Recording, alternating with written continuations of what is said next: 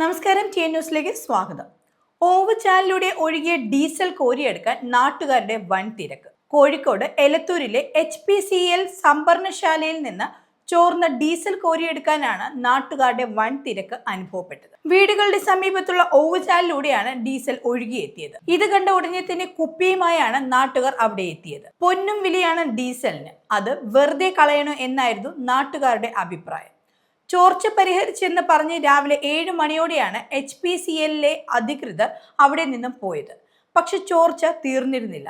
മണമടിച്ചാണ് നാട്ടുകാർ സ്ലാബുകൾ തുറന്നു നോക്കിയത്. അപ്പോഴാണ് കലർപ്പില്ലാത്ത ഡീസൽ അതുവഴി ഒഴുകുന്നത് ഇവരുടെ ശ്രദ്ധയിൽപ്പെടുന്നത്. തുടർന്നാണ് നാട്ടുകാർ കുപ്പിയുമായി അവിടെ എത്തുന്നത്. 12ഓളം ബാരലുകളിലായാണ് ഡീസൽ കോരി മാറ്റിയത്. സാധാരണ ഡീസൽ നിറയുമ്പോൾ സൈറൻ മുഴങ്ങുകയാണ് പതിവ്.